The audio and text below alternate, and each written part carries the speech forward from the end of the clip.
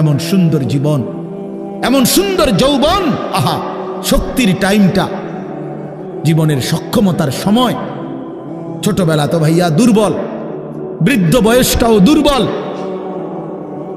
তোমাদের অনেক কিশোর নওজোয়ান একজনের গায়েও চাদর নাই, কিন্তু মুরব্বী সবগুলোর গায়ে চাদর। দেখো চাকায়া, এই চাচারা তো আমার সব পরিচিত চাচা। অর্থ হইল এই বৃদ্ধের এই দুর্বলতা তাকে চাদর গায়ে দিতে বাধ্য করেছে। তার শরীরে শীতের অনুভূতিটা বেশি, ঠিক কিনা বলেন না কেন? কিন্তু তোমরা নওজোয়ান, তোমাদের অধিকাংশ কারো গায়ে চাদর নাই। তোমরা দেখো ভাইয়া, আমার গায়ে কোনো চাদরই নাই। তাইলে বুঝাইতে চাইলাম, এই শক্তির সময় যৌবন। যুবক চাইলে পাহাড় কাইটা সমান করতে পারবে, যুবক চাইলে সাগর নদী মাটি দিয়ে ভরাট করে দিতে পারে। একটা এলাকার যুবক ছেলেরা যদি চায়, সবার হাতে হাতে মদের বোতল পৌঁছাই দিতে পারবে। একটা সমাজের ছেলেরা যদি চায়, সবার হাতে হাতে নামাজের মুসল্লাও তুলে দিতে পারবে। অতএব ছেলেরা, তোমরা যারা যুবক আয়োজন করছো, আমি তোমরা উৎসাহ দেই, একটু আগাও, এখানে থাইমা যাইও না। একটা মাহফিল করছি, এক ফোটলা বিরিয়ানি খাওয়াই দিছি, খালাস না বন্ধু, একটু আগাও। তোমরা আবার বসো, যে কয়জনে মাহফিলের আয়োজন করছো তোমরা আবার বসো, যে আমরা কেমনে আটটু ভালো হইতে পারি, আটটু চরিত্রবান হইতে পারি, আমরা কেমনে নিজেরা নামাজ ধরতে পারি। একটু যদি হিম্মত করো যুবক, ইনশাআল্লাহ ভালো হবে। শনিবার দিন আমি আমার মাদ্রাসায়, এই শনিবারে সকাল 10টা থেকে বিকাল 4:30 পর্যন্ত, এইবারই প্রথমবার আমি আলাদা 16 বছর থেকে 30 বছরের নিচে যাদের বয়স, এই কিশোর যুবকদের জন্য আলাদা ইসলাহি মজলিসের আয়োজন করছিলাম।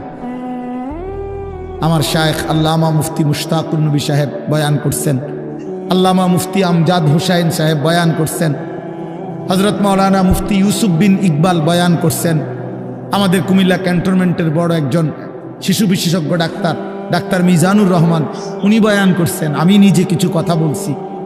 প্রায় 600 ছেলে এন্ট্রিভুক্ত আসছে, এখানে উপস্থিত হয়েছে 600। সন্দ্বীপে, চট্টগ্রামে আমরা প্রতি বছর সন্দ্বীপ যাই, সেখানে 4টা-5টা ছেলে ফজরের নামাজের জন্য, তারা বন্ধু কলেজের ছেলে, 4-5 জন ছেলে মাত্র। ওরা একদিন সিদ্ধান্ত নিছিল, ওরা সবসময় ফজরের নামাজ পড়তো, তো ওরা একদিন সিদ্ধান্ত নিছে যে ফজরের পরে তারা সন্দ্বীপ তো সাগরের পারে, তো সাগরের পারে হাঁটতো তারা। তো তারা একদিন সিদ্ধান্ত নিছিল আজ থেকে 1 বছর আগে, যে আমরা সকালবেলা না হাইটা চলো আমরা বন্ধুদেরকে ফজরের জন্য জাগাই, ফজরের ক্যাম্পেইন করি, ফজরের জন্য গণসংযোগ করি। এই 4-5 জন ছেলে উদ্যোগ নিয়ে শুরু করছে। ঠিক 1 বছরের মেহনতে এই গত নভেম্বর, 24 সালের নভেম্বরে আমি গেছি মাহফিলে, ওইখানে তারা আমার লিস্টেড, ফজরের পরে আমি তাদের জন্য আলাদা বয়ান করছি, তাদের আলাদা মাহফিল হয়েছে ফজরের পরে। মানে রাইতে আমি যেই প্যান্ডেলে ওয়াজ করছি, ওই প্যান্ডেলটা তারা সকালের জন্য আবার ভাড়া নিছে।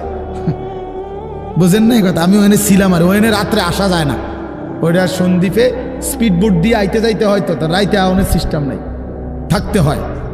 এই জন্য ফজরের পরে আবার বয়ান করছি 1.5 ঘন্টা। তো ওরা, আমি বললাম এত ভোরে ছেলেরা আইবুনি, কয় হুজুর আসবেন ইনশাআল্লাহ, আপনি দেখেন। তারা আমারে দেখাইছে কাগজে কলমে লিস্টেড করা, প্রায় 4,500 ছেলে এখন ফজরের নামাজ জামাতে পড়ে। যুবক চাইলে কি না পারে, যুবক চাইলে ভাঙতে পারে, যুবক চাইলে গড়তে পারে, যুবক চাইলে বুলডোজার দিয়ে সমান করে লাইতে পারে, সমান করে ফেলতে পারে। আবার সেই ভাঙার উপরে যুবক চাইলে গড়তেও পারে। আল্লাহ তাআলা নওজোয়ানের শরীরে অসম্ভব হিম্মত দান করছে, অসম্ভব হিম্মত। এই জন্য বাপ, আমি যুবক যারা, তাদেরকে উৎসাহিত করলাম। মহান আল্লাহ পাক রব্বুল আলামিন আমাদেরকে বলছেন, আমি তোমাদের ইমানদার, ইমান নিলাম, আমি ইমান দিছি বান্দা, আমি গত বছর যখন তাবলিগের সফরে ছিলাম দিনাজপুর জেলায়, গত বছর আগস্ট মাসে ৭২ বছর বয়স্ক একজন হিন্দু লোককে কালেমার দাওয়াত দিছিলাম। ওনার 2 ছেলে মুসলমান। ওনারে আমি 2.5 ঘন্টা কালেমার দাওয়াত দিছি।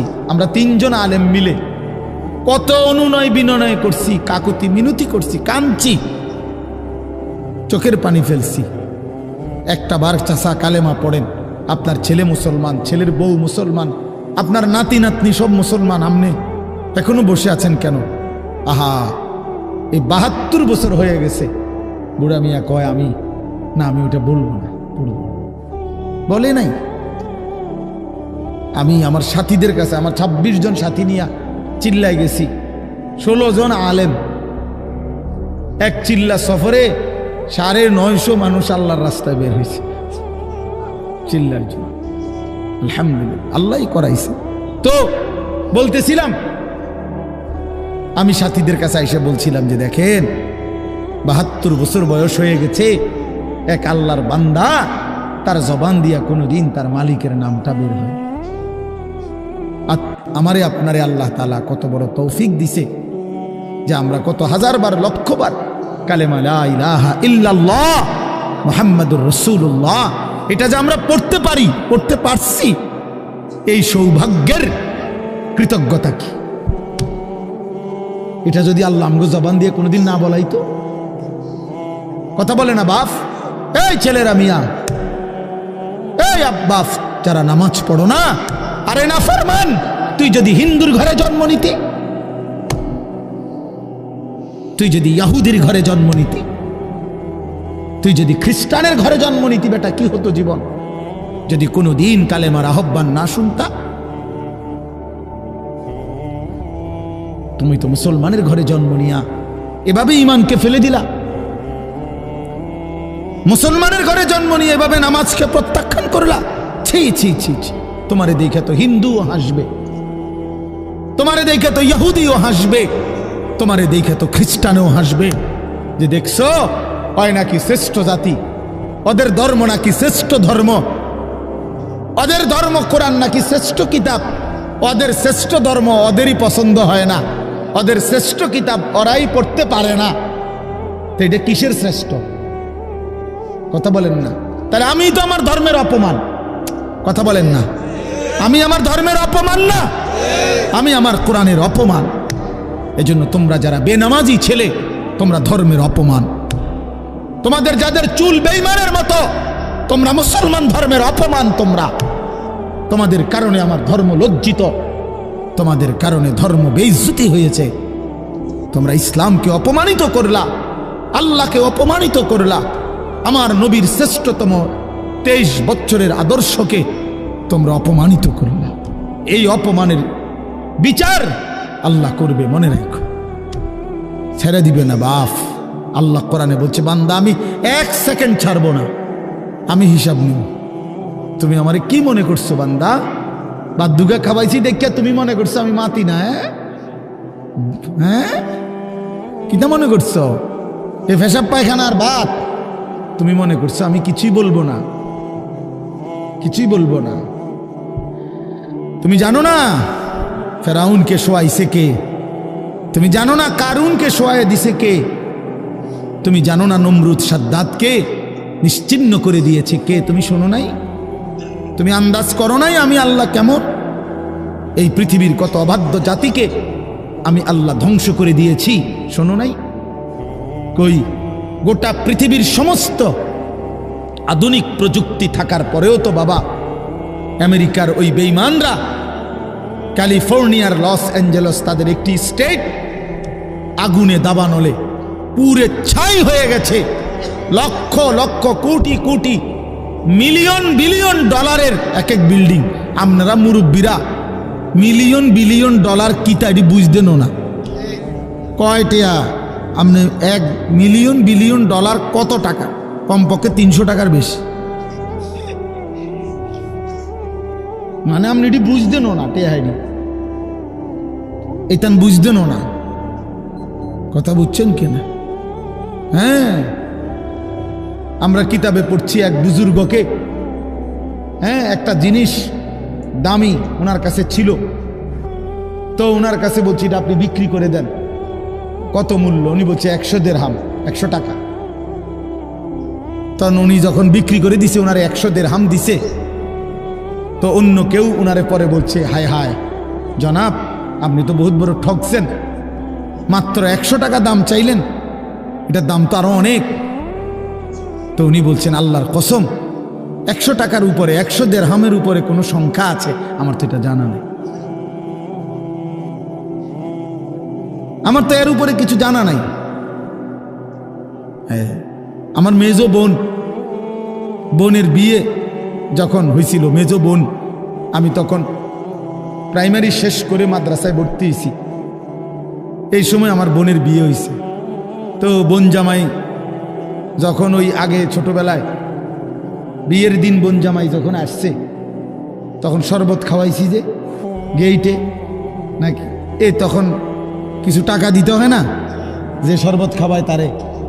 তো আমার 100টা টাকা দিছে উনি প্রথম। তো এগুলা নাকি ওনার কাছে আরো টাকা ছিল, তো এগুলো ওই আর একটু সাফাসাফি করলে আরো দেয়, আরো কিছু দেয়, না মানলে আরো দেয়, এমনি এমনি নিয়ম ছিল। আমার 100 টাকা দিছে, আর এটা দেখে আমি একটা দৌড়ে আইয়ালাইছি। আমার পুরা মনে আছে, একেবারে কসম, আমার পুরো এখনো মনে হইলো আর এই কথাটা। আমার একেবারে আমার ভাই, চাচাতো ভাইটাই বা অন্যরা এত দমকাইছে, বেউকুফ, 100 টাকা লইয়া দৌড় দিয়ে আইয়ালাইছ। আমি বলছি, আমি তো আসলে এর চাইতে বেশি টাকা জীবনে আর দেখি নেই। তো বলতে চাইলাম, হাজার হাজার কোটি কোটি মিলিয়ন ডলারের এই বাড়ি ভবন, এগুলো পৃথিবীর সর্বাধুনিক প্রযুক্তি দিয়ে, অত্যাধুনিক প্রযুক্তি থাকা সত্ত্বেও, আধুনিক সরঞ্জামাদি থাকার পরেও বাফ আল্লাহর দেওয়া আযাবে আগুনে যখন জ্বলছে, এই কয়দিন হইল, কোনো বেঈমানে 1 সেকেন্ডের জন্য আগুন নিভাইতে পারেনি। 14,000 ফায়ার সার্ভিস কর্মী একসাথে আপনার পানি দিছে, আরো বাড়ে, আগুন আরো বাড়ছে। তার মানে বোঝা গেল, বাবা, পৃথিবীর কারো শক্তি মূলত কোনো শক্তি না, আল্লাহর শক্তির সামনে, আল্লাহর ফায়সালার সামনে। আল্লাহ যদি ভালো রাখে তাইলেই ভালো থাকা। হ্যাঁ, আপনার টাকা তো আছে 1000 কোটি টাকা, কিন্তু আপনার ফেডে অসুখ, আপনি টেহা দিয়ে কিনবেন। আপনার টাকা তো আছে লক্ষ কোটি টাকা, কিন্তু আপনার তো ডায়াবেটিস, আপনি কিনবেন টাকা দিয়ে কি করবেন? আপনি 7 রাজার ধন হইলেও কি লাভ হবে আপনার? এই জন্য আমি অনুরোধ করছি, আমরা মুমিন, আল্লাহ আমাদেরকে বলছে এটাই কথা, সকলেই আল্লাহর কথা শুনবে এটা জরুরি না, এবং সবার সৌভাগ্য হবে এটাও জরুরি না। আসমানের ফয়সালা, আল্লাহ তাআলার ফয়সালা। আল্লাহর কথা বলতে পারা এটাও সৌভাগ্য, শুনতে পারা এটাও সৌভাগ্য, ইন্তেজাম করতে পারা এটাও সৌভাগ্য। যালিকা ফাদলুল্লাহি ইউতিহি মান ইয়াশা। আল্লাহ তাআলা বলছেন এটা আল্লাহ তাআলার ফজল, অনুগ্রহ, দয়া, তিনি যাকে ইচ্ছে করেন দিয়ে থাকেন, তিনি যাকে ইচ্ছে। হযরতে বেলাল রাদিয়াল্লাহু তাআলা আনহু, ওনার বাড়ি মক্কা মদিনা না, অনেক দূরে, কিন্তু উনি মুসলমান হয়েছেন, সাহাবী হয়েছেন। হযরতে হুযাইফা নবীজির সাহাবী, ওনার বাড়ি মক্কা মদিনা না, ইয়ামান, উনি মুসলমান হয়েছে, সাহাবী হয়েছে। হযরতে সালমান, ওনার বাড়ি মক্কা মদিনা না, ওনার বাড়ি ইরান, পারস্য, তো উনি সেখান থেকে আল্লাহ আনাইছে, উনি কালেমাওয়ালা হয়েছে। হযরত আবু হুরায়রা রাদিয়াল্লাহু তাআলা, বিখ্যাত সাহাবী, সবাই নাম জানে, আবু হুরায়রার নাম সবাই জানেন না? উনিও কিন্তু মক্কা মদিনার মানুষ না, উনি দাউস গোত্র, এটা অনেক দূরের, কিন্তু সেখান থেকে আল্লাহ ওনাকে আনাইয়া মুসলমান হয়েছেন, সাহাবী হয়েছেন। কিন্তু আবু জেহেল বাড়ির কাছে, আল্লাহর ঘর কাবার সবচেয়ে কাছে, সর্বপ্রথম বাড়ি যার কাবা ঘরের পরে আবু জেহেলের বাড়ি। জানেন এটা? আবু জাহেলের ঘরের আগে কারো ঘর নেই, কারো ঘর ছিল না। নবীজির ঘরও আরো পিছনে ছিল, সবার ঘর পিছনে। কাবা ঘরের সবচেয়ে নিকটতম প্রতিবেশী ছিল আবু জাহেল। তো কি হয়েছে এতে? কিন্তু বদনসিব, আবুল আহাব কাছে ছিল, বঞ্চিত। এই জন্য এটা আসমানের ফয়সালা। এত কাছে থেকে বঞ্চিত হলো কেন? এত দূরের থেকে আসলো কেন? বুঝছেন না হিসাবটা? তাহলে মূলত ফয়সালাটা কার? ইউতিহি মান ইয়াশা। আল্লাহ বলছেন আমার অনুগ্রহ, আমার দয়া আমি যাকে ইচ্ছে করে দিয়ে থাকি, আমি যাকে ইচ্ছে করে দিয়ে থাকি। এই জন্য বললাম আর কি, আমি সবাই শুনতে পারবে, শুনবে এটা জরুরি না। আল্লাহ যাকে পছন্দ করে, ইচ্ছে করে, তাকে আল্লাহ তাআলা দ্বীনের বুঝ দান করে। হাদিসের মধ্যে আছে মাইয়ুরিদিল্লাহু বিহি খায়রান ইউফাক্কিহু ফিদ্দীন। আল্লাহ যার ভালো চান, কল্যাণ করতে চান, তাকেই আল্লাহ তাআলা দ্বীনের বুঝ দান করে, দ্বীনের বুঝ দান করে।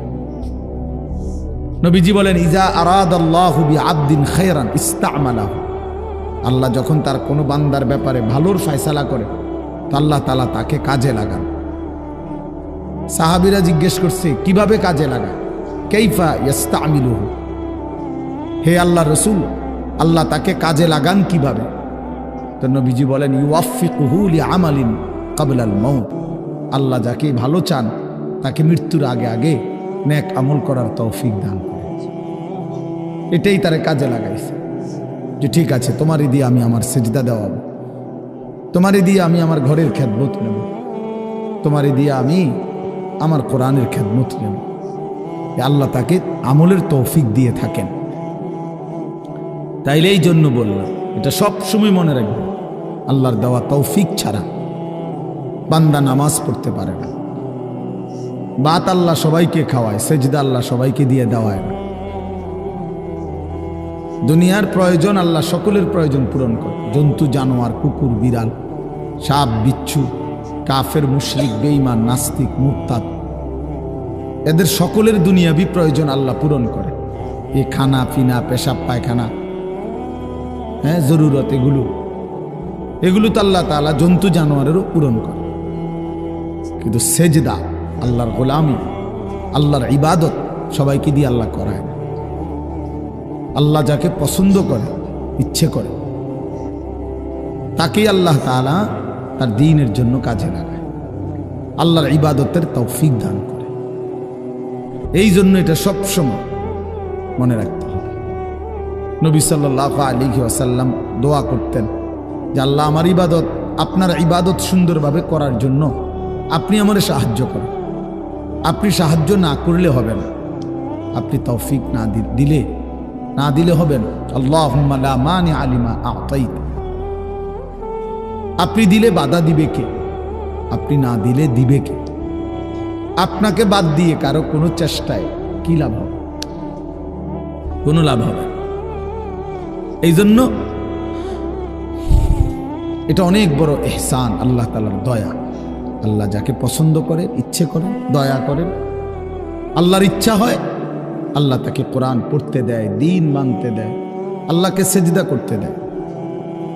আর এমনি বাকিদেরকে আল্লাহ খাওয়ায় পড়ায়, এটা একটা কমন ব্যাপার। আল্লাহ তাআলা বলছেন আমি অনুগত অবাধ্য সবাইকেই খাওয়াই।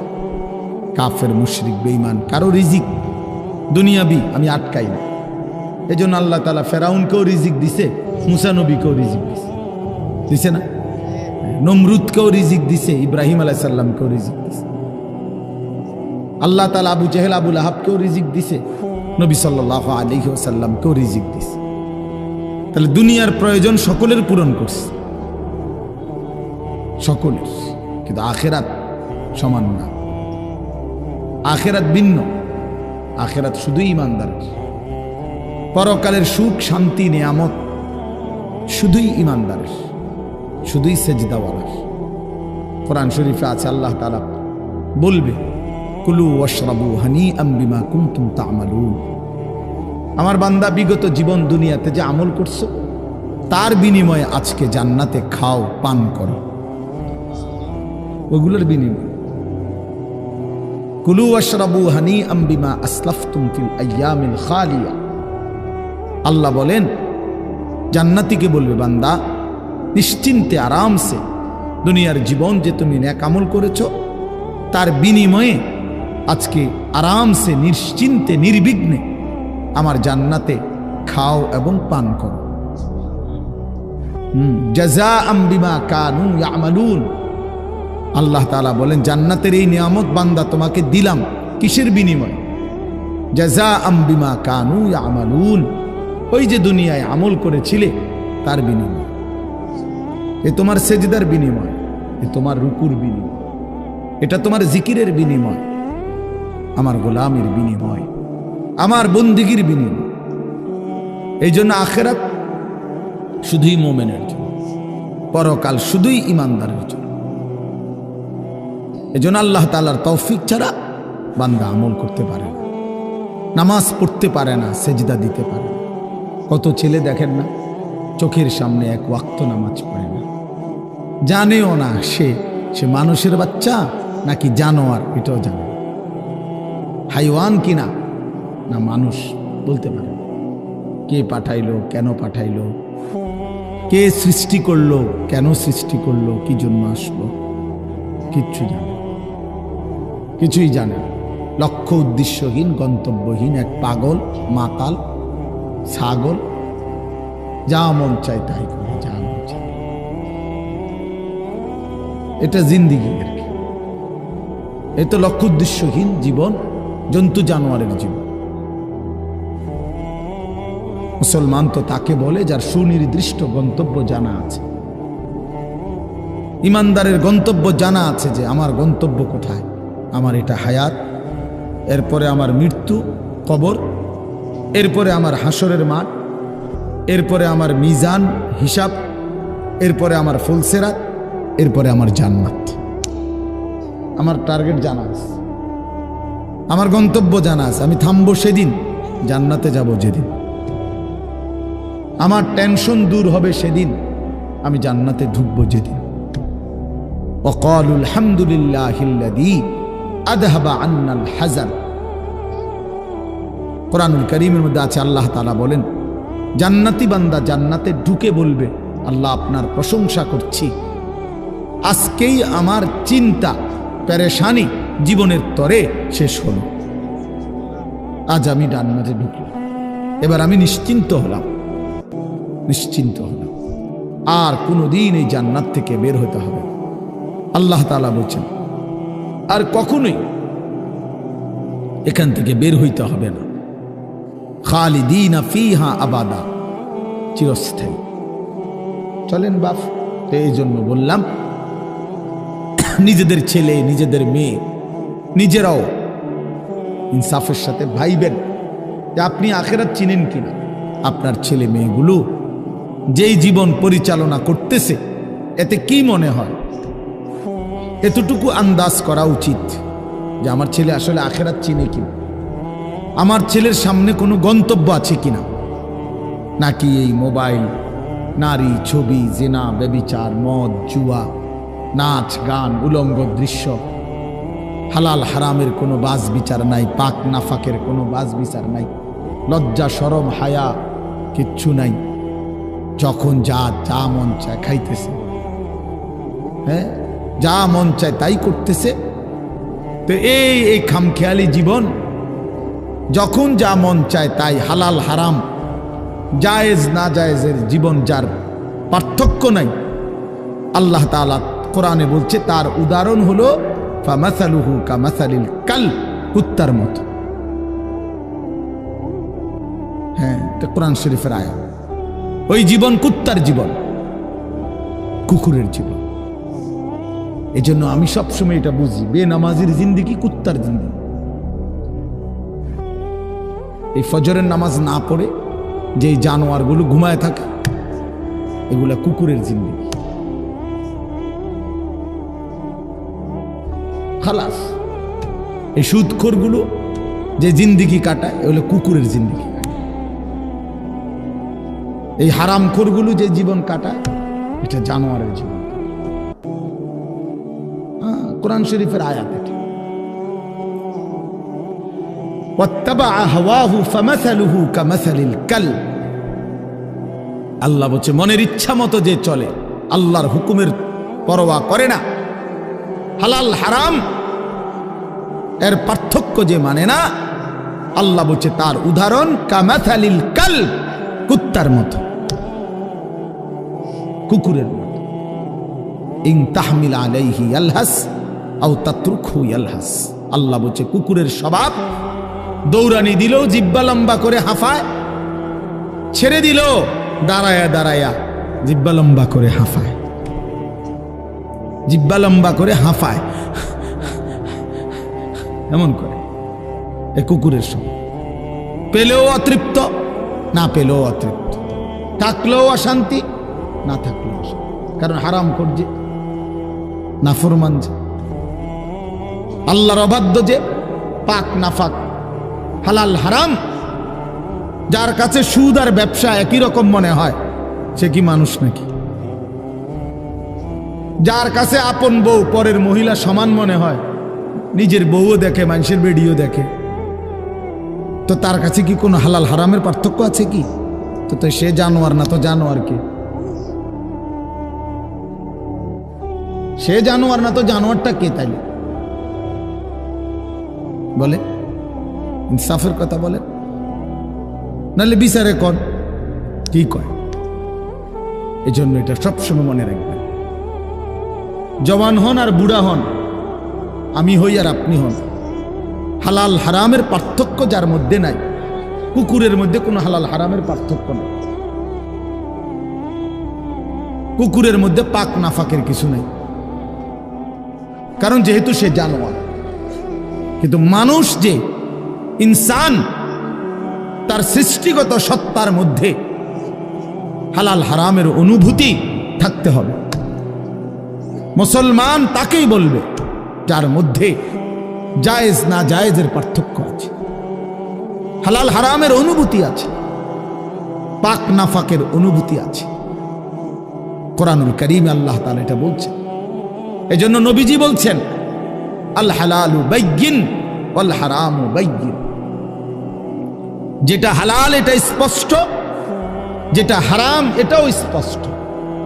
নবীজি বলেন আমি অন্ধকারে রেখে যাই নাই উম্মতকে, একটা সেকেন্ডের জন্য আমি আমার উম্মতকে আড়ালে রেখে যাই নাই, সব কিছু আমি স্পষ্ট বলেছি। হালাল গুলোও পরিষ্কার করে দিছি, হারাম যা তাও স্পষ্ট করে দিয়েছি। 24 ঘন্টার যাবতীয় কর্মকাণ্ড আমি আল্লাহ স্পষ্ট করে দিয়েছি। ওই দেখেন ওই অপদার্থ ছেলেটার দিকে দেখেন, এক নজরে মোবাইলের দিকে তাকায় রয়েছে, কারে বলে কি ওয়াজ করে এর কোনো খবর। এটা ধরে রাখছে মোবাইল, এক নজর একদিকে খালা। এবার ওয়াজ হয়, কারে বলে কি বলে, আমার এত কিছু দরকার, আমি আর আমার মোবাইল। এই জিন্দেগি, এই ছেলে পেলেদের আকসারের জীবন এটা। 24 ঘন্টা পৃথিবীতে তার একটাই জিনিস, সেটা হলো একটা মোবাইল। এটাই তার মা, এটাই তার বাবা, এটাই তার আত্মীয়, এটাই তার স্বজন। মোবাইলেই হাসে, মোবাইলেই কাঁদে, মোবাইলেই আবেগ, মোবাইলেই অনুভূতি, সব কিছু জীবনের মোবাইলটার উপর। কোত্থেকে আসলো, কে বানাইলো, কে সৃষ্টি করলো, কেন পাঠাইলো, কে আমারে বানাইলো, আমি কোত্থেকে আসলাম, কেন রাত হয়, কেন দিন হয়, আমার কোনো দায়িত্ব আছে কিনা আমার আল্লাহর পক্ষ থেকে, কিচ্ছুর কোনো সামান্যতম বুঝ বুদ্ধি আকল দিমাগ কিচ্ছু। 365 দিন, এক বছরে কোনো দিন নামাজ পড়ে না, তারও কিছু মনে পড়ে না, কেউ তারে মনে করাইও দেয় না। কই তার বাপ কেডা, তার মা কি, কেউ একটু বলেও না যে কিরে বাপ তুমি যে এক ওয়াক্ত নামাজ পড়ো না, তুমি মুসলমানের বাচ্চা হইলা কেন, তুমি মানুষের বাচ্চা হইলা কেন। তার মা একটাবার বলে না, মা এ কেমন, সন্তানই কেমন।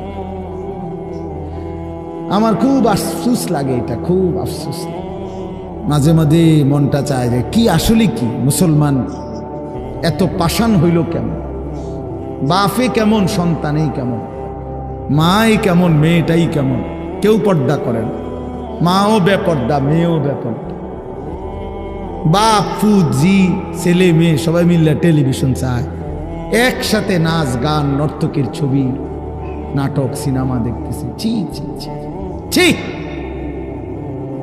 কত নিকৃষ্ট মুসলমান, কত বেশরম বেহায়া নির্লজ্জ হইলে এত বড় বেশরম হইতে পারে? আত্মমর্যাদা, আত্মসম্মান, লজ্জা যদি এক বিন্দু থাকতো তাইলে তো বাবা জিজ্ঞেস করতো যে কিরে বাপ, তুই মুসলমানের ঘরে জন্ম নিয়া এক ওয়াক্ত নামাজ পড়ে না, তুই কেমনে রে আমি মুসলমানের সন্তান হইলি? তুই মুসলমানের ঘরে সন্তান হইলি কেমন? আরে এইটা তো আগে বোঝাপড়া করার বিষয় ছিল। তোর বিদেশ, তোর চাকরি, তোর দাখিল, তোর এসএসসি বেড়া এডি বাদ দে বেড়া, থো বেড়া এডি পরের কথা বেড়া। আগে তুই মুসলমানের বাচ্চা কিনা আগে এটা বল বেটা। তোর নামাজের বোঝাপড়া কর আগে বেটা। কিসের তোর বিদেশ, আবার কিসের তোর দেশ? তোর চাকরি দিয়ে আমি করব কি? তোর ব্যবসা দিয়ে আমি করবো কি? তোর উপার্জন খাইয়া আমি করবো কি বেটা? তুই তো হারাম কর, তো নাফরমান। এতটুকু যদি বিবেক বাবার না থাকে, সেটা কেমন বাপ? এ কেমন অভিভাবক? এ কেমন মুসলমান মা বাবা যাদের হৃদয়ে এই কথা আসলো না? আপনার তো উচিত ছিল আগে এই বুঝাপড়া করা। আগে ছেলের সাথেই বুঝাপড়া করেন। তুই মুসলমানের বাচ্চা কিনা আগে এটা বল। মুসলমানের বাচ্চা 16 বৎসরে এক ওয়াক্ত নামাজ ছাড়া থাকে কেন? কথা বলেন, ইনসাফ কি বলে? ইনসাফের কথা বলেন, বিচারের কথা বলেন। ছেলেগুলোকে আপনারা এভাবে ছেড়ে দিলেন, আর তোমরা ছেলেরাও বাবা এভাবে নষ্ট হয়ে গেল। অনাদরে, অবহেলায় এমন সুন্দর জীবন, এমন সুন্দর যৌবন, শরীর স্বাস্থ্য সব শেষ করে দিলাম। একবারও মনে পড়লো না তোমারও তো শেষ আছে বাপ। রাত যেমন ভোর হয়, দিন যেমন রাত হয়, তোমারও হায়াতও একদিন শেষ হয়। প্রতি ঘন্টা, মিনিট, সেকেন্ড যায় মানে তোমার হায়াত যায়, আমার হায়াত যায়, ঠিক না? তো আল্লাহ আমাদেরকে বুঝ দান করেন। এজন্য বাপ আমরা ভাবা উচিত, আমাদের এটা ফিকির করা উচিত। ছোটরাও, বড়রাও, মাঝ বয়সীরাও, এত লাগাম ছাড়া মানুষ হয় না। মুসলমানের জীবন এত বড় জন্তু জানোয়ারের মতো হওয়ার কথা না বাবা। হ্যাঁ, গুনাহ হইতে পারে, গুনাহ আমারও আছে, আপনাদেরও আছে, গুনাহ হইতে পারে, হবে। সেটা হলো হুঁচট খাওয়া।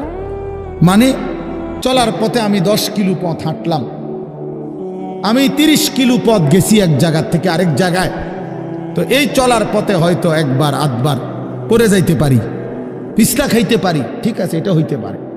কিন্তু আমি বুঝি 30 কিলোমিটার একেবারেই পড়ে রইলাম, পিছলা খাইয়া রইলাম, তাহলে ভুল আমার হইতে পারে, গুনাহ আমার হইতে পারে। আমার 6 মাসে কোনোদিন নামাজ ছুটে যাইতে পারে। আমি জীবন চলার পথে কখনো কাউকে রাগ করতে পারি, গালি দিয়া লাইতে পারি, এটা তো হওয়া স্বাভাবিক, হইতে পারে। কিন্তু লাগাতার প্রতিদিন একরকম, এটা মুসলমান? কথা বুঝছেন কিনা আমার? আপনি বুঝি এখানে প্রত্যেকদিন মিশা কথা কইবেন, আপনি বুঝি প্রতিদিন সুদ খাইবেন, আপনি বুঝি প্রত্যেক দিন ওজনে কম দিবেন, এটা বুঝি মুসলমান? আপনি বুঝি একদিনও নামাজ পড়তেন না, আপনি বুঝি 365 দিনে কোনোদিন ফজরের নামাজ পড়তেন না, এটা মুসলমান? তো এটা তো হুচট খাওয়া না, এটা তো গাদ্দারি, এটা তো ইচ্ছা করে ঠান্ডা মাথায় ধীরে সুস্থে ভেবে চিনতে আল্লাহর সাথে গাদ্দারি করতেছে, আল্লাহরে বুড়া আঙ্গুল দেখাইতেছে যে দেখো কইলা কেন সেজদা দিতাম না, চাই কিতা করতাম। আল্লাহ বলবে অসুবিধা নাই বান্দা, বাতে না খাও, আর তো বেশি কিছু না, দুগা খানাই তো খাও আর ঘুম যাও, খানা তো কুত্তাও খায়। তবে মনে রাখো কবরে আইসো একটা লাথি দেওয়া মু ফেরেস্তারে দিয়া, একটা লাথি, এক লাথিতে বুঝবা আমার নাফরমানির শাস্তি কি। কাল্লা সাউফা তা'লামুন সুম্মা কাল্লা সাউফা তা'লামুন। আল্লাহ বলে বান্দা কবরে আইসো, আমি বুঝায় দেব আমার নাফরমানির শাস্তিটা কি। ফেরেশতা দুই কান বরাবর। আল্লাহর নবী বলছেন নাফরমানের কবরে ফেরেশতা ফায়াদরিবু দারবাতান বাইনা উযুনাইহি, দুইটা কান বরাবর ঘাড়ের মধ্যে প্রত্যেকটা আঘাত করবে লোহার হাতুড়ি দিয়ে। ফায়াসিহু সাইহাতান, নাফরমান কবরে এত জোরে চিৎকার করবে ইয়াসমাউহা মান ইয়ালিহি ইল্লা সাকালাইন। আল্লাহর নবী বলেন দুনিয়াবাসী মানুষ এবং জিন ব্যতীত আল্লাহর সব সৃষ্টি ওই বেঈমানের কবরের চিৎকার শুনতে পাবে, এমন জোরে চিৎকার দিবে। একটা একটা আঘাত এভাবেই চলবে কিয়ামত পর্যন্ত, এভাবেই চলবে কিয়ামত পর্যন্ত।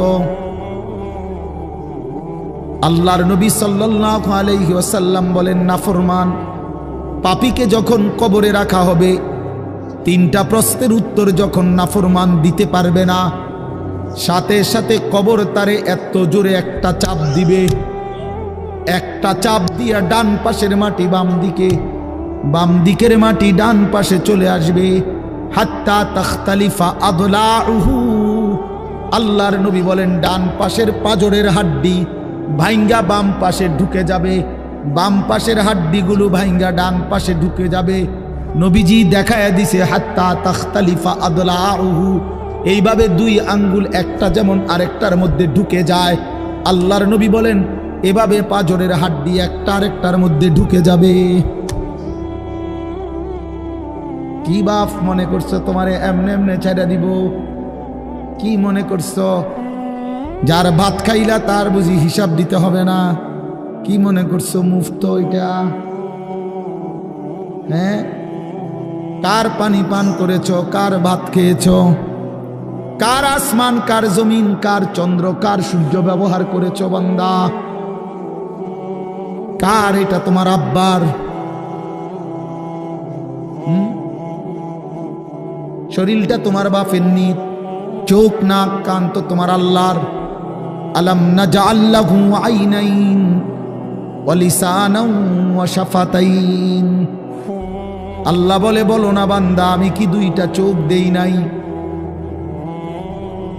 ওহ বাবা কথা কই, আমি কি জিহ্বাটা দেই নাই? আমি কি দুইটা ঠোঁট দেই নাই? তো উত্তরে কি বলবেন যে না দেন নাই? কি বলবেন? কথা বলেন। তো এই কথা বলার হিম্মত আছে কারো যে আল্লাহ আপনি চোখ দেন নাই, আপনি ঠোঁট দেন নাই? কারো সাহস আছে কিনা এটা বলার? তাইলে আল্লাহই তো দিয়েছেন। আলাম নুসিহ জিসমাকা, হাদিসে আছে নবীজি বলেন আল্লাহ জিজ্ঞেস করবে হাসরের মাঠে বান্দা বলো না আমি কি তোমার শরীরটা সুস্থ রাখি নাই? ওয়া নুরভিকা মিনাল মা, আমি কি প্রতিবার তৃষ্ণার্ত অবস্থায় তোমারে আমি আল্লাহ তো আমি কি পানি পান করাই নাই? আমি তো পানি পান করিয়েছিলাম, আমি তো তৃষ্ণা নিবারণ করেছিলাম, আমি তো ক্ষুধার চাহিদা পূরণ করেছিলাম, আমি তো কায়নাতের সূর্য চন্দ্র আলো বাতাস দিয়েছিলাম। ওয়াজআলনা নাওমাকুম সুবাতা, আল্লাহ বলে সারাদিনের ক্লান্তি দূর করার জন্য রাত্রি গভীরের ঘুম আমি আল্লাহই তো বানিয়েছি। ওয়াজআলনাল লাইলা লিবাসা, অন্ধকার কালো চাদর দিয়ে ঢেকে পৃথিবীটাকে অন্ধকারাচ্ছন্ন করে দিয়েছি আমি আল্লাহই তোমার ঘুমের উপযুক্ত পরিবেশের জন্যে। আবার দিনের বেলা আলোকিত করে দিয়েছি তোমার উপার্জনের সুবিধার জন্যে। রাতে তুমি ঘুমাইবার জন্য অন্ধকার করে দিয়েছি। দিনে তুমি রোজগার করবা এই জন্য আলোকিত করে দিয়েছি। সুবহানাল্লাহ। ওয়াজআলনান নাহারা মাআশা, উপার্জনের জন্য দিন বানিয়েছি, ঘুমাইবার জন্য রাত বানিয়েছি। ওয়াজআলনা সিরাজান ওয়াহাজা, একটা উজ্জ্বল সূর্য আমি আল্লাহই বানিয়েছি। وأنزلنا من المعصرات ماء ثجاجا, জমাট বাঁধা মেঘ থেকে আমি আল্লাহ অঝোর ধারায় বৃষ্টি নামিয়েছি। এই জমিনটাকে সিক্ত নরম করেছি, ছোট্ট ছোট্ট ছিদ্র বানিয়েছি। তোমার অনাদরে ফেলে দেওয়া দানা আমি আল্লাহ কুদরতি স্বয়ংক্রিয় মেশিন দিয়ে আমি আল্লাহ জমিনের নিচে আমি নিয়ে এসেছি। কয়দিন পরে আবার আমি আল্লাহ সেই ছোট্ট দানা থেকে নতুন গাছ বের করে দিয়েছি। লিনুখরিজা বিহি হাব্বান ওয়া নাবাতা, তাহলে রিজিকের ব্যবস্থা আমি করলাম, ঘুমের ব্যবস্থা আমি করলাম, উপার্জনের পরিবেশ আমি করে দিলাম, শরীর স্বাস্থ্য জীবন যৌবন আমি দিলাম। আমি কেন সেজদা পেলাম না? আল্লাহ যদি বলে বান্দা আমি কি অপরাধ করলাম, আমি তোমার এত কিছু দিয়ে আমি কি অন্যায়টা করলাম যেই অপরাধের কারণে তুমি আমারে সেজদা দিলা না? কি বলবা যুবক? নাফরমান যুবক কি বলবা?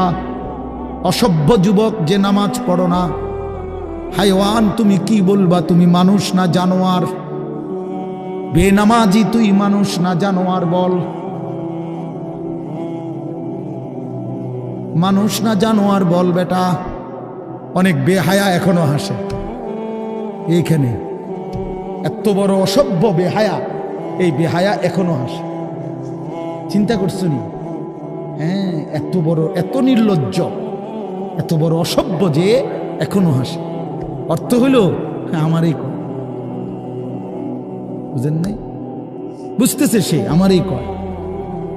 আহ আহ, আমার মনে হয় কুকুররে কইলে কুকুর মাথা নামাইলে। আহা, আমাদের সন্তানদের হালাত কত নাজুক, চিন্তা করে দেখে। মুসলিম সমাজে বসবাস করে, বাপ মুসলমান, মা মুসলমান, চারিদিকে মসজিদ, চারিদিকে মাদ্রাসা, কত দাড়িওয়ালা, টুপিওয়ালা, পাঞ্জাবিওয়ালা প্রতিদিন মসজিদের মিনারা থেকে উচ্চ কণ্ঠে মাইকের হর্ন দিয়ে আজান হইতেছে। এত বেশি মাইক, হর্ন, মসজিদ, মাদ্রাসার পরিবেশের মাঝখানে থাইকাও এটা কত বড় গাদ্দার, কত বড় গাদ্দারা নাফরমান। এত সুন্দর চারদিকে মসজিদ, মাদ্রাসা, আলেম ওলামা, দাড়ি টুপি, মাদ্রাসার পরিবেশের ভেতরে থাইকাও জানোয়ারে একটা সেজদা দেয় না। কত বড় নিকৃষ্ট জানোয়ার, চিন্তা করছে। এই বাপ, এমন সন্তান পাইলা কবরে যাই আফসোস ছাড়ার কিচ্ছু নেই। আজকে যদি এই আফ্রিকার জঙ্গলে থাকতো তাহলে হয়তো যে বাবা এত বড় আফ্রিকার জঙ্গলে ছিলাম যেখানে কোনো দিন কোনো আজান হয় নাই, যেখানে কোনো মসজিদ দেখি নাই, মাদ্রাসা দেখি নাই, আল্লাহ চিনব কোত্থেকে? আমি তো আফ্রিকার জঙ্গলের ভিতরে থাকতাম। বলেন, একটা ছেলে বলেন, এই ছেলেগুলো বেনামাজি যে ছেলেগুলো, এদেরকে জিজ্ঞাসা করেন যে বাবা তুই কি আল্লাহ চিনলি না, না রাসূল চিনলি না? তুমি বাবা কি মসজিদ চিনলা না, মাদ্রাসা চিনলা না? কোনোদিন কি কোরআন দেখলা না? কারো লাশ, কারো জানাজা, কারো কবর কিছুই দেখো নাই? কিচ্ছুই তোমার কলজার মধ্যে কোনো এক বিন্দু কোনো বিবেক অনুভূতি জাগাইলো না? শুধু নারী, শুধু একটা মোবাইল, শুধু একটা ছবি, শুধু একটা অশ্লীল দৃশ্যের কাছে হেরে গেলা। ছেলেরা বলো বাবা, তোমরা বলো, কার কাছে হাইরা গেলা? কেমনে হাইরা গেলা তুমি? তোমার বাপ মুসলমান, মা মুসলমান, তোমার ঘর মুসলমান, তোমার দাদা দাদি, নানা নানি, চাচা মামা, ফুফা খালু সব মুসলমান। তোমার এলাকার চারদিকে আজান হয়, তোমার মহল্লার প্রত্যেক গলিতে গলিতে মাদ্রাসা আছে, কোরআনের ঘর আছে, তোমারই কোনো না কোনো চাচাতো ভাই, মামাতো ভাই, ফুফাতো ভাই, আত্মীয় কেউ না কেউ হাফেজে কোরআন আছে, আছে না? তালেবে ইলম আছে, মাদ্রাসায় পড়ুয়া আছে। এত কিছু দেখার পরেও যার কলিজায় এক ওয়াক্ত নামাজ পড়তে মন চায় না, তার দিল পাথরের চাইতে শক্ত, তার দিল জন্তু জানোয়ারের দিলের চাইতে নিকৃষ্ট। কারণ এ বড় শক্ত হারামি, মনে রাখে, সে কিছুই মনে করে না আল্লাহকে, কিছুই মনে। এত মসজিদ মাদ্রাসা, এত নামাজ রোজার এত চিহ্ন দেখাও তে কয় আমি কিছুই বিশ্বাস করি না। আমি বিশ্বাস করি আমার জীবন হইল মোবাইল, আমার জীবন হইল নারী, আমার জীবনের অর্থ হইল ছবি, আমার জিন্দিগির মাকসাদ হইল উলঙ্গ ছবি দেখা, নর্তকী দেখা, জিনা ব্যভিচারের দৃশ্য দেখা, মদের আড্ডা, জুয়ার আড্ডা, নারীর আড্ডা, কোন অশ্লীল মেয়ের পিছনে জীবনটা শেষ করে দেওয়া, খালাস। আমি বুঝছি এটাই জীবন। কিসের মসজিদ, কিসের মাদ্রাসা, কিসের আল্লাহ, কিসের রাসূল, আমি এগুলা বুঝি না। এতটা উল্টে গেল কেন? এত বড় লানত হলো কেন বলেন বাবা? অতএব আপনাদের কাছে অনুরোধ করলাম, আপনারা আপনাদের বিবেককে নিয়ে ভাবেন।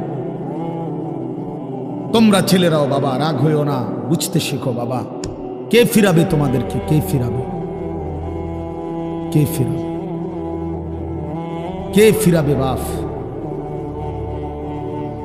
তোমরা কি কোনোদিন মরবা না? আজ যদি মৃত্যু হয়, এই বেনামাজি জিন্দিগি নিয়ে কেমনে কবরে যাইবা? ঠিক বা কেমন?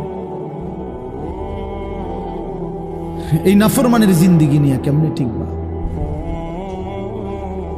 এই জন্য আমরা প্রত্যেকেই প্রস্তুতি নেই। যদি ভাবতে শিখি, বুঝি, সামান্য অনুভূতি জাগে, তাহলে এই অনুভূতিটাকে কাজে লাগাবার, একটা জনের গুনাহ মাফ করে নতুন করে নিজেকে আল্লাহর ইবাদত, ঈমান, আমলের দ্বারা সজ্জিত করার একটা শ্রেষ্ঠতম সিজন, মৌসুম আসতেছে, সেটা হলো মাহে রমজান। মাহে রমজান বড় বেশি সুযোগ আসতেছে। আল্লাহ যদি দয়া করে হায়াত দেয়, তো পিছনের সব গুনাহ মাফ করিয়ে নতুন সাজে নিজেকে সজ্জিত করার, আখিরাতের রঙে রঙিন করার, জান্নাতের রঙে নিজেকে গড়ে তোলার এক শ্রেষ্ঠতম মাস মাহে রমজান। রমজান মানে অন্য কিছু, রমজান মানে ভিন্ন কিছু। রমজান মাসে মানে নিজেকে বদলানোর মাস, রমজান মানে নিজেকে পরিবর্তনের মাস, রমজান মানে নিজেকে আখিরাতের রঙে রঙিন করার মাস, রমজান মানে আল্লাহ তাআলার মহব্বতে, রাসূলুল্লাহ সাল্লাল্লাহু আলাইহি ওয়াসাল্লামের মহব্বতে ডুবে যাওয়ার মাস। এটা আমাদের সামনে। আল্লাহ আমাদের জন্য রমজানের হায়াত ভিক্ষা দান করেন। আল্লাহ যেন আমাদের সকলকে রমজান পর্যন্ত পৌঁছিয়ে দেন। এই আয়াত দেখেন, আল্লাহ তাআলা বলছেন, ইয়া আইয়ুহাল্লাযীনা আমানু, হে ঈমানদারগণ, কুতিবা আলাইকুমুস সিয়াম, তোমাদের উপরে রোজা ফরজ করা হলো, কামা কুতিবা আলাল্লাযীনা মিন ক্বাবলিকুম, যেমনটা ফরজ করা হয়েছিল তোমাদের পূর্ববর্তীগণের উপর, মানে পূর্বের ঈমানদার উম্মতদের উপর। কেন ফরজ করা হলো রোজা? উদ্দেশ্য কি? আমি আল্লাহর, লাআল্লাকুম তাত্তাকুন, যেন তোমরা মুত্তাকি হতে পারো, মুত্তাকি হইতে পারো, আল্লাহ ভীরু হইতে পারো। আর মুত্তাকি হলে কি লাভ হবে? উইদ্দাত লিল মুত্তাকিন, আল্লাহ বলে জান্নাত বানানোই হয়েছে মুত্তাকিদের জন্য। মুত্তাকি হবে তো জান্নাতি হবে, জান্নাতি হবে।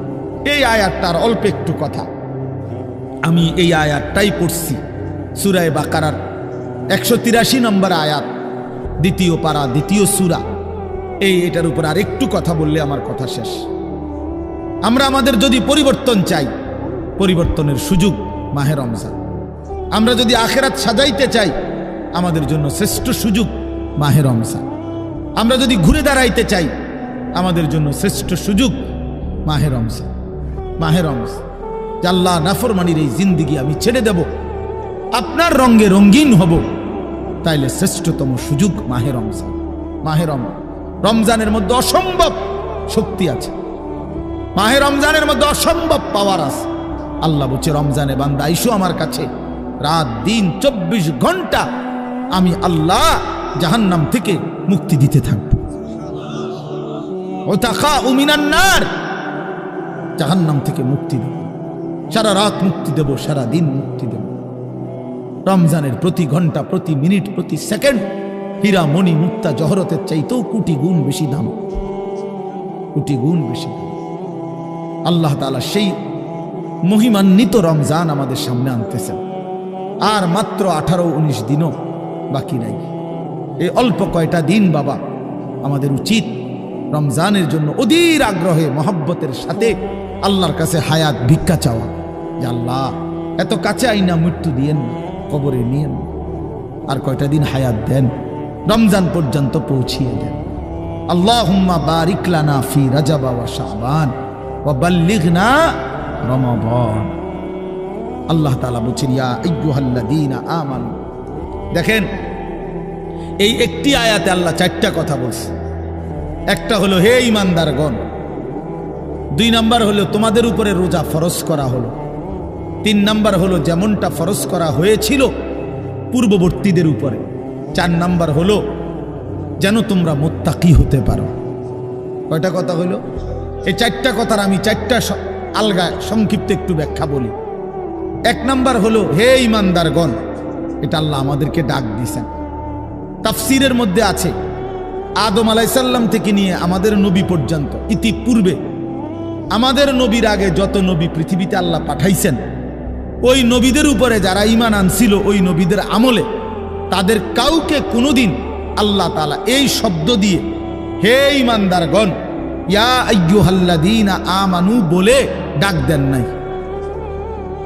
আগে সর্বপ্রথম আমাদের নবী, আখিরি নবী, আল্লাহর বন্ধু, আমাদের নবীর ভালোবাসায় আল্লাহ তাআলা বলছে, বন্ধু, বিগত কোন নবীর ঈমানদার উম্মতকে আমি যেই শব্দে ডাকি নাই, এই প্রথম আপনার ভালোবাসায় আপনার ঈমানদার উম্মতকে আমি ইয়া আইয়ুহাল্লাযীনা আমানু এই নতুন শব্দে ডাক দিলাম।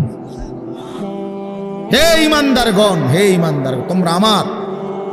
তাফসীর ইবনে কাসিরের মধ্যে আছে, যে ঈমানদার সে আল্লাহর বন্ধু, যে মুমিন সে কার বন্ধু? আল্লাহর বন্ধু। আল্লাহর বন্ধু, মুমিনের বন্ধু আল্লাহ, আল্লাহর বন্ধু মুমিন, আল্লাহর বন্ধু মুমিন। এই জন্য তাফসীরে লিখছে হে ঈমানদারগণ, এই কথার আরেকটা তর্জমা এটা, হে আমার বন্ধুগণ। আল্লাহ যেন ডাক দিয়া বলছে, হে আমার বন্ধুগণ, তোমরা আমার বন্ধু, তোমরা আমার। আমি বানাইছি বহু জনেরে, তোমরা বানাইছি আমার জন্য, আমার জন্য। তোমরা আমার, তোমরা আমারে মেনে নিয়েছ, তোমরা আমার কালেমা পড়েছ, তোমরা আমার রাসূলকে মেনে নিয়েছ, অতএব তোমরা আমার। তোমাদের কালেমা লা ইলাহা ইল্লাল্লাহ মুহাম্মাদুর রাসূলুল্লাহ, এটা আমি গ্রহণ করলাম, গ্রহণ করে আমি নিলাম, এই জন্যই আমি তোমাদেরকে ডাক দিলাম। তুমি বলছো আমি এনে ভর্তি হমু, ওই যে আমারে মোহাম্মদে বলছে, তার ছোট ভাই হাফেজ মুশাররফ কয়, আমার আজকে বললো যে হুজুর ভর্তি করামু আপনার মাদ্রাসায়, তো কি কোন সময় আমু, ফরম নিয়ম কানুন কি? আমি এত কথা তোমার দরকার কি, হাতে ভর্তি হইব সারছে তো আর কি। তার মানে আমি বলতে চাইছি, তারে কি বুঝাইলাম, তোমার এত নিয়ম কানুনের দরকার কি, আমি তারে নিলাম, খালাস, আমি ভর্তি নিলাম। তাইলে অর্থ হইল আল্লাহ তাআলা বলছেন, বান্দা তোমার কালেমা আমি নিলাম, তোমার ঈমান আমি নিলাম, এজন্য আমি তোমারে মুমিন বলে ডাক দিলাম। আল্লাহ কাউকে নিজের করে ডাক দেওয়া, খোদার কসম, এটা তার জীবনের সবচেয়ে বড় পাওয়া। যদি দিল থাকতো তাইলে আমরা বুঝতাম। এক এমপি সাহেব যদি কারো নাম নেয়, এক মন্ত্রী সাহেব কারো নাম নেয়, আর তারে যদি কেউ আইয়া কয় আজকে তো মন্ত্রী সাহেবের কাছে গেছিলাম আর উনি তোমার নাম নিছে, তোমার কথা ভালো কইছে, বাবা হেতে বেটা তো মানে ঠ্যাঙালগি দিয়ে আটতে লাগবে। হ্যাঁ, বাইতে ইয়া ঘরে বেড়ি কথাবার্তা সাবধান কো, আগের মতো নাই, যেরুম মনে করছে এরুম না। কি কিছে মন্ত্রী সাহেব আজকেও আমার নাম লইছে, জিঙ্গাও মানে সে এটাকে খুব গৌরবের মনে করবে, ঠিক কি না বলেন না কেন? সবার কাছে ঘুরে ঘুরে বলার চেষ্টা করবে আমি কিন্তু মন্ত্রীর পরিচিত। হাদিসের মধ্যে আছে এক সাহাবী উবাই ইবনে কাব রাদিয়াল্লাহু তাআলা আনহু, সাহাবীদের মধ্যে নবীজির সবচেয়ে সুন্দর কোরআন শরীফ পড়তেন যিনি, ওনার নাম হলো উবাই ইবনে কাব। তো এই উনি নবীজি একদিন উনাকে বলছেন এই সাহাবীকে যে উবাই এদিকে আসো, তুমি আমারে কোরআন শরীফ পড়ে শোনাও, বুঝছেননি? তখন ওই সাহাবী একটু লজ্জিত হয়ে বলতেছি, ইয়া রাসূলুল্লাহ, আমি আপনার সামনে কোরআন পড়বো? অথচ কোরআন তো আমরা আপনার থেকেই শুনি, কোরআন আপনার উপরেই নাজিল হয়, আমি কোন সাহসে আপনার সামনে কোরআন পড়ি?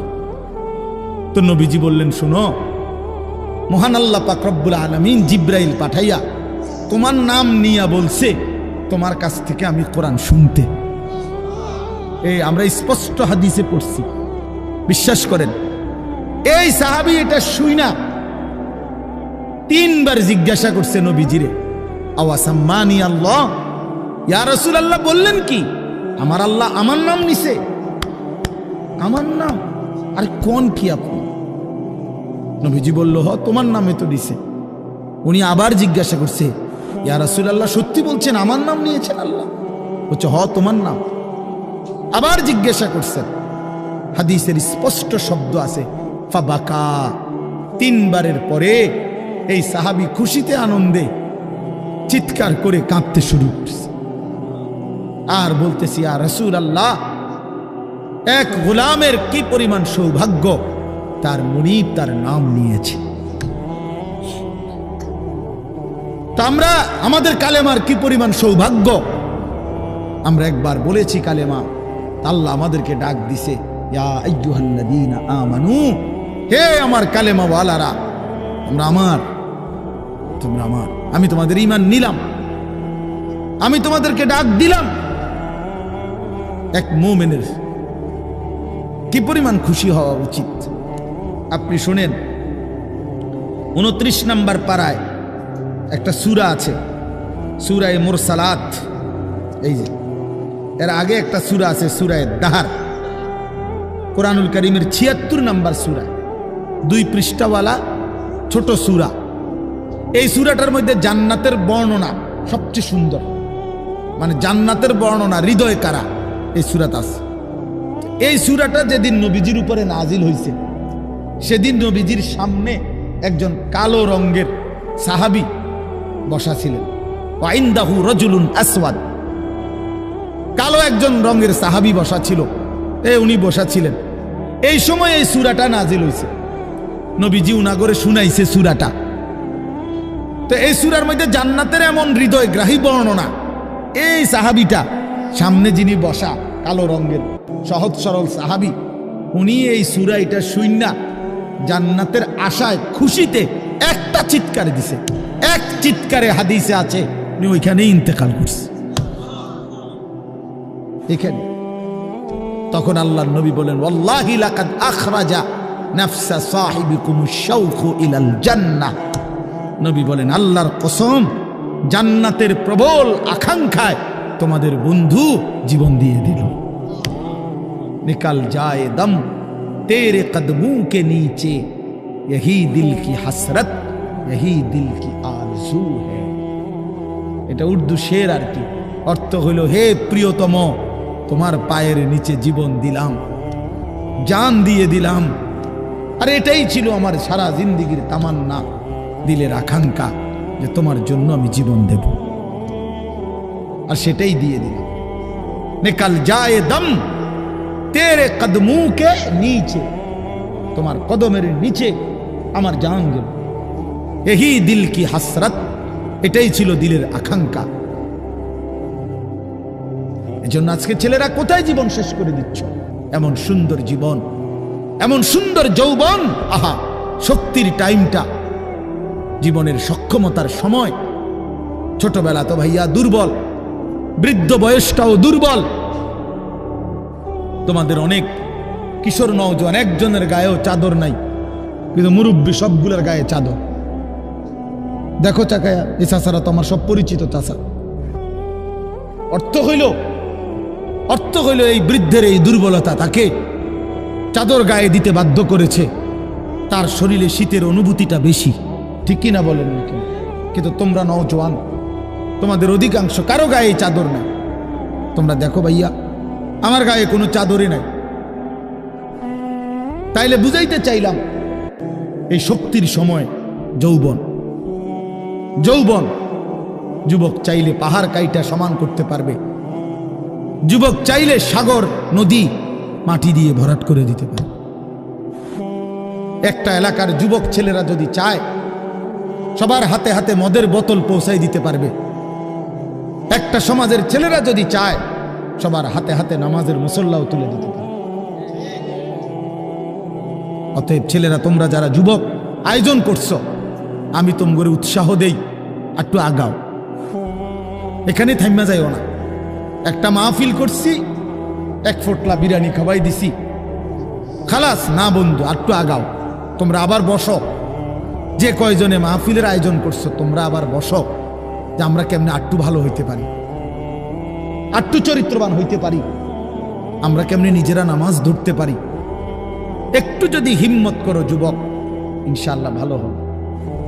শনিবার দিন আমি আমার মাদ্রাসায় এই শনিবারে সকাল 10টা থেকে বিকাল 4:30 পর্যন্ত, এইবারই প্রথমবার আমি আলাদা 16 বছর থেকে 30 বছরের নিচে যাদের বয়স, এই কিশোর যুবকদের জন্য আলাদা ইসলাহি মজলিসের আয়োজন করছিলাম। আমার শায়েখ আল্লামা মুফতি মুশতাকুর নবী সাহেব বয়ান করছেন, আল্লামা মুফতি আমজাদ হোসাইন সাহেব বয়ান করছেন, হজরত মাওলানা মুফতি ইউসুফ বিন ইকবাল বয়ান করছেন, আমাদের কুমিল্লা ক্যান্টনমেন্টের বড় একজন শিশু বিশেষজ্ঞ ডাক্তার মিজানুর রহমান, উনি বয়ান করছেন। আমি নিজে কিছু কথা বলছি। প্রায় 600 ছেলে এন্ট্রিভুক্ত আসছে, এখানে উপস্থিত হয়েছে 600।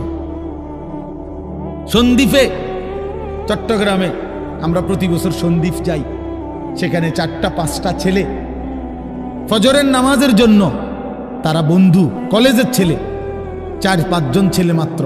ওরা একদিন সিদ্ধান্ত নিছিল, ওরা সবসময় ফজরের নামাজ পড়তো, তো ওরা একদিন সিদ্ধান্ত নিছে যে ফজরের পরে তারা সন্দ্বীপ তো সাগরের পারে, তো সাগরের পারে হাঁটতো তারা। তো তারা একদিন সিদ্ধান্ত নিছিল আজ থেকে 1 বছর আগে, যে আমরা সকালবেলা না হাইটা চলো আমরা বন্ধুদেরকে ফজরের জন্য জাগাই, ফজরের ক্যাম্পেইন করি, ফজরের জন্য গণসংযোগ করি। এই 4-5 জন ছেলে উদ্যোগ নিয়ে শুরু করছে। ঠিক 1 বছরের মেহনতে এই গত নভেম্বর, 24 সালের নভেম্বরে আমি গেছি মাহফিলে, ওইখানে তারা আমার লিস্টেড। ফজরের পরে আমি তাদের জন্য আলাদা বয়ান করছি, তাদের আলাদা মাহফিল হয়েছে ফজরের পরে। মানে রাতে আমি যেই প্যান্ডেলে ওয়াজ করছি, ওই প্যান্ডেলটা তারা সকালের জন্য আবার ভাড়া নিছে। বুঝেন না এই কথা? আমি ওখানে ছিলাম, আর ওখানে রাত্রে আসা যায় না, ওইটা সন্দ্বীপে স্পিড বোট দিয়ে আইতে যাইতে হয়, তো রাইতে আওয়ানোর সিস্টেম নেই, থাকতে হয়। এই জন্য ফজরের পরে আবার বয়ান করছি 1.5 ঘন্টা। তো ওরা, আমি বললাম এত ভোরে ছেলেরা আইবুনি, কয় হুজুর আসবেন ইনশাআল্লাহ, আপনি দেখেন। তারা আমারে দেখাইছে কাগজে কলমে লিস্টেড করা প্রায় 4,500 ছেলে এখন ফজরের নামাজ জামাতে। যুবক চাইলে কি না পারে, যুবক চাইলে ভাঙতে পারে, যুবক চাইলে গড়তে পারে, যুবক চাইলে বুলডোজার দিয়ে সমান করে লাইতে পারে, সমান করে ফেলতে। আবার সেই ভাঙার উপরে যুবক চাইলে গড়তেও পারে। আল্লাহ তাআলা নওজোয়ানের শরীরে অসম্ভব হিম্মত দান করছে, অসম্ভব হিম্মত। এই জন্য বাপ, আমি যুবক যারা, তাদেরকে উৎসাহিত করলাম। মহান আল্লাহ পাক রব্বুল আলামিন আমাদেরকে বলছেন, আমি তোমাদের ইমানদার, ইমান নিলাম, আমি ইমান দিছি বান্দা। আমি গত বছর যখন তাবলীগের সফরে ছিলাম দিনাজপুর জেলায়, গত বছর আগস্ট মাসে 72 বছর বয়স্ক একজন হিন্দু লোককে কালেমার দাওয়াত দিছিলাম। ওনার 2 ছেলে মুসলমান, ওনারে আমি 2.5 ঘন্টা কালেমার দাওয়াত দিছি। আমরা 3 জন আলেম মিলে কত অনুনয় বিনয় করছি, কাকুতি মিনতি করছি, কাঁদছি, চোখের পানি ফেলছি। একটা বার চাচা কালেমা পড়েন, আপনার ছেলে মুসলমান, ছেলের বউ মুসলমান, আপনার নাতি নাতনি সব মুসলমান, আপনি এখনো বসে আছেন কেন? আহা, এই 72 বছর হয়ে গেছে। বুড়া মিয়া কয় আমি ওটা বলবো না। বলে নাই। আমি আমার সাথীদের কাছে, আমার 26 জন সাথী নিয়ে চিল্লাই গেছি, 16 জন আলেম, এক চিল্লা সফরে 950 মানুষ আল্লাহর রাস্তায় বের হয়েছে চিল্লার জন্য। আলহামদুলিল্লাহ, আল্লাহই করাইছে। তো বলতেছিলাম, আমি সাথীদের কাছে এসে বলছিলাম যে দেখেন, 72 বছর বয়স হয়ে গেছে, এক আল্লাহর বান্দা, তার জবান দিয়া কোনোদিন তার মালিকের নামটা বের হয়। আমারে আপনারে আল্লাহ তাআলা কত বড় তৌফিক দিছে যে আমরা কত হাজারবার, লক্ষবার কালেমা লা ইলাহা ইল্লাল্লাহ মুহাম্মাদুর রাসূলুল্লাহ এটা যে আমরা পড়তে পারি, পড়তে পারছি, এই সৌভাগ্যের কৃতজ্ঞতা কি? এটা যদি আল্লাহ আমগো জবান দিয়ে কোনোদিন না বলাইতো। কথা বলে না বাপ, এই ছেলেরা মিয়া, এই বাপ যারা নামাজ পড়ো না, আরে না ফরমান, তুই যদি হিন্দুর ঘরে জন্ম নিতি, তুই যদি ইহুদির ঘরে জন্ম নিতি, তুই যদি খ্রিস্টানের ঘরে জন্ম নিতি, বেটা কি হতো জীবন? যদি কোনোদিন কালেমার আহ্বান না শুনতা। তুমি তো মুসলমানের ঘরে জন্ম নিয়া এভাবে ইমানকে ফেলে দিলা। মুসলমানের ঘরে জন্ম নিয়ে এভাবে নামাজকে প্রত্যাখ্যান করলা। ছি ছি ছি ছি, তোমারে দেখে তো হিন্দুও হাসবে, তোমারে দেখে তো ইহুদিও হাসবে, তোমারে দেখে তো খ্রিস্টানও হাসবে, যে দেখছো হয় নাকি শ্রেষ্ঠ জাতি, ওদের ধর্ম নাকি শ্রেষ্ঠ ধর্ম, ওদের ধর্ম কোরআন নাকি শ্রেষ্ঠ কিতাব, ওদের শ্রেষ্ঠ ধর্ম ওদেরই পছন্দ হয় না, ওদের শ্রেষ্ঠ কিতাব ওরাই পড়তে পারে না। তো এটা কিসের শ্রেষ্ঠ? কথা বলেন না। তাহলে আমি তো আমার ধর্মের অপমান। কথা বলেন না, আমি আমার ধর্মের অপমান না, আমি আমার কোরআনের অপমান। এজন্য তোমরা যারা বেনামাজি ছেলে, তোমরা ধর্মের অপমান। তোমাদের যাদের চুল বেঈমানের মতো, তোমরা মুসলমান ধর্মের অপমান। তোমাদের কারণে আমার ধর্ম লজ্জিত, তোমাদের কারণে ধর্ম বেইজ্জতি হয়েছে। তোমরা ইসলামকে অপমানিত করলা, আল্লাহকে অপমানিত করলা, আমার নবীর শ্রেষ্ঠতম 23 বছরের আদর্শকে তোমরা অপমানিত করলা। এই অপমানের বিচার আল্লাহ করবে, মনে রাখো, ছেড়ে দিবে না বাপ। আল্লাহ কোরআনে বলছে, বান্দা আমি 1 সেকেন্ড ছাড়বো না, আমি হিসাব নিব। তুমি আমারে কি মনে করছো বান্দা? বাদুগা খাওয়াইছি দেখিয়া তুমি মনে করছো আমি মাতি না? হ্যাঁ, কিটা মনে করছো? এ পেশাব পায়খানার ভাত তুমি মনে করছো আমি কিছুই বলবো না, কিছুই বলবো না। তুমি জানো না ফেরাউনকে শোয়াইছে কে? তুমি জানো না কারুনকে শোয়াই দিছে কে? তুমি জানো না নমরুদ সাদ্দাতকে নিশ্চিহ্ন করে দিয়েছে কে? তুমি শোনো নাই? তুমি আন্দাজ করো নাই আমি আল্লাহ কেমন? এই পৃথিবীর কত অবাধ্য জাতিকে আমি আল্লাহ ধ্বংস করে দিয়েছি, শোনো নাই? কই, গোটা পৃথিবীর সমস্ত আধুনিক প্রযুক্তি থাকার পরেও তো বাবা আমেরিকার ওই বেঈমানরা, ক্যালিফোর্নিয়ার লস অ্যাঞ্জেলস তাদের একটি স্টেট আগুনে দাবানলে পুরে ছাই হয়ে গেছে। লক্ষ লক্ষ কোটি কোটি মিলিয়ন বিলিয়ন ডলারের এক এক বিল্ডিং। আপনারা মুরব্বীরা মিলিয়ন বিলিয়ন ডলার কি তাই বুঝতেন না? কয়টা আপনি 1 মিলিয়ন বিলিয়ন ডলার কত টাকা? কমপক্ষে 300 টাকার বেশি। মানে আপনি এটি বুঝতেন না, টেহাইডি এটা বুঝতেন না। কথা বুঝছেন কিনা? হ্যাঁ, আমরা কিতাবে পড়ছি এক বুজুর্গকে, হ্যাঁ, একটা জিনিস দামি ওনার কাছে ছিল, তো ওনার কাছে বলছি এটা আপনি বিক্রি করে দেন। কত মূল্য? উনি বলছে 100 দিরহাম, 100 টাকা। তখন উনি যখন বিক্রি করে দিছে, ওনার 100 দিরহাম দিছে। তো অন্য কেউ ওনারে পরে বলছে, হায় হায় জনাব, আপনি তো বহুত বড় ঠকছেন, মাত্র 100 টাকা দাম চাইলেন, এটার দাম তো আরো অনেক। তো উনি বলছেন, আল্লাহর কসম, 100 টাকার উপরে, 100 দিরহামের উপরে কোনো সংখ্যা আছে আমার তো এটা জানা নেই, আমার তো এর উপরে কিছু জানা নাই। আমার মেজো বোনের বিয়ে যখন হয়েছিল, মেজো বোন, আমি তখন প্রাইমারি শেষ করে মাদ্রাসায় ভর্তি হয়েছি, এই সময় আমার বোনের বিয়ে হয়েছে। তো বোন জামাই যখন ওই আগে ছোটবেলায় বিয়ের দিন বোন জামাই যখন আসছে, তখন শরবত খাওয়াইছি যে গেইটে নাকি, তখন কিছু টাকা দিতে হয় না, যে শরবত খাওয়ায় তারে। তো আমারে 100টা টাকা দিছে উনি প্রথম। তো এগুলা নাকি ওনার কাছে আরো টাকা ছিল, তো ওই আরো একটু সাফাসাফি করলে আরো দেয়, আরো কিছু দেয়, না মানলে আরো দেয়, এমনি এমনি নিয়ম ছিল। আমার 100 টাকা দিছে, আর এটা দেখে আমি একটা দৌড়ে আইয়ালাইছি। আমার পুরো মনে আছে, একেবারে কসম, আমার পুরো এখনো মনে হইলো আর এই কথাটা। আমার একেবারে আমার ভাই, চাচাতো ভাইটাই বা অন্যরা এত দমকাইছে, বেউকুফ, 100 টাকা লইয়া দুধ দিয়ে আইয়ালাইছ। আমি বলছি, আমি তো আসলে এর চাইতে বেশি টাকা জীবনে আর দেখি নাই। তো বলতে চাইলাম, হাজার হাজার কোটি কোটি মিলিয়ন ডলারের এই বাড়ি ভবন, এগুলো পৃথিবীর সর্বাধুনিক প্রযুক্তি দিয়ে, অত্যাধুনিক প্রযুক্তি থাকা সত্ত্বেও, আধুনিক সরঞ্জামাদি থাকার পরেও বাফ আল্লাহর দেওয়া আযাবে আগুনে যখন জ্বলছে, এই কয়দিন হইল কোনো বেঈমানে 1 সেকেন্ডের জন্য আগুন নিভাইতে পারে নাই। 14,000 ফায়ার সার্ভিস কর্মী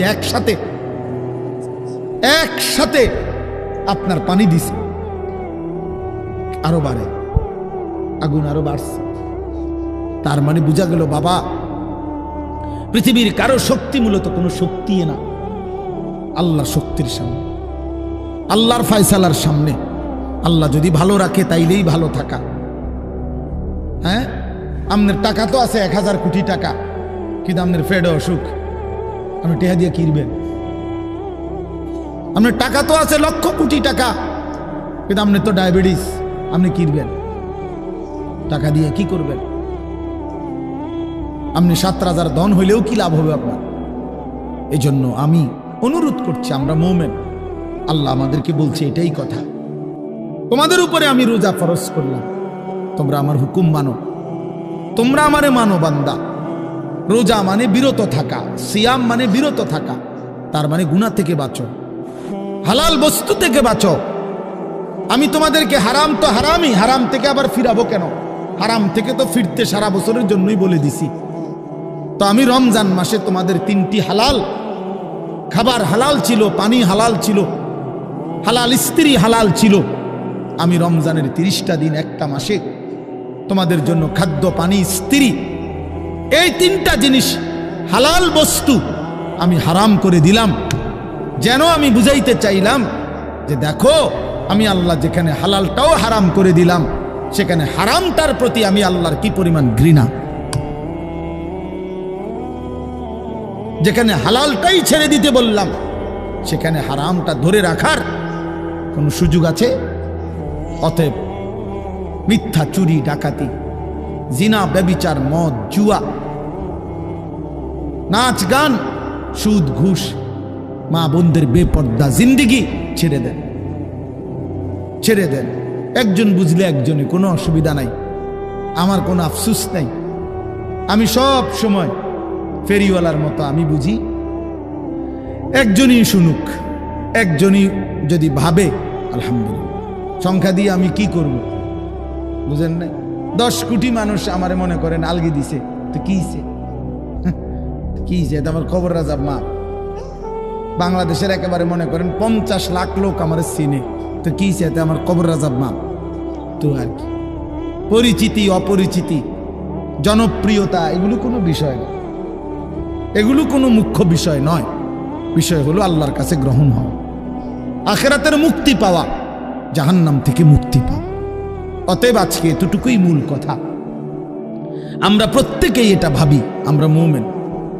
প্রিয় ভাই বলেন, আমরা এখানে যারা এখন বসছি রাত 12টা বাজে, আমার কথা শেষ, নীরবে একটা মিনিট ইনসাফের সাথে ছেলেরা বাবা বলো তুমি মুসলমান কিনা, না ছেলেরা আলাদা বলো বাবা কও তোমরা মুসলমান কিনা, প্রিয় বাপ বলো তুমি মুসলমান কিনা, তুমি মুসলমানের সন্তান কিনা, তাইলে তুমি সিদ্ধান্ত দাও আজকে। বয়স্ক যারা আছেন তারা আপনারা বসা থাকেন, কিন্তু তোমরা যারা 30 বছরের নিচে ছেলে, তোমাদের বয়স, বুঝে শুনে ধোঁকা দিও না, আল্লাহর সাথে ধোঁকা করো না, আল্লাহর সাথে মস্কারি করো না।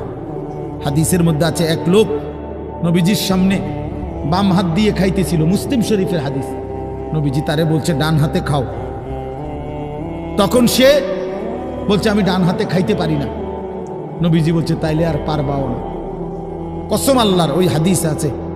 সাহাবী বলে ওই লোক আর কোনোদিন ডান হাত মুখের কাছে আনতে পারে নাই, কারণ সে তো মূলত মিথ্যা বলছিল, অহংকার করে বলছিল। এই জন্য আমি অনুরোধ করছি, তোমরা যারা 30 বছরের নিচে আছো ছেলে বাবা, তোমরা দিল থেকে বুঝে শুনে তোমরা নিয়ত করে দাঁড়াও, যে এই কথার নিয়তে দাঁড়াও, যার ভাল লাগে যে আমি ইনশাল্লাহ চেষ্টা করুম ফজর সহ 5 ওয়াক্ত নামাজ পড়তে। তুমি সিদ্ধান্ত নিয়ে বলো যে আমি চেষ্টা করব, আমি নারী ছবি, অশ্লীল দৃশ্য থেকে, মোবাইলের অশ্লীল ছবি থেকে নিজেকে বাঁচাইবার নিয়ত করলাম, সিদ্ধান্ত করলাম, আল্লাহ তৌফিক দিলেই তো পারবা, ঠিক কিনা বলেন না কেন? অতএব নিয়ত করে হিম্মতের সাথে যে আসলেই হুজুর আমি দিল থেকে বললাম, এই নিয়ত করে দাঁড়াও, যার ভাল লাগে দাঁড়াও, কোনো বাধাবাধকতা নাই, যার মন চায় দাঁড়াও, আমার কোনো জোরাজুরি নাই। বাকি তুমি দিল থেকে বলো, মন থেকে মনে নিয়ত করো, তোমার দিলে তুমি, কারণ তোমার কবর তোমার, আমার কবর আমার, তোমার ঘরে তুমি ফিরবা, আমার ঘরে আমি ফিরব। সবাই রাজি তো ইনশাআল্লাহ? আল্লাহ তাআলা তৌফিক দান করেন। বসো বাপ, আল্লাহ কবুল করে নেন। মনে করো ঠকবা না, মনে রাখো নামাজ পড়ে কেউ ঠকে না, না পড়ে ঠকে।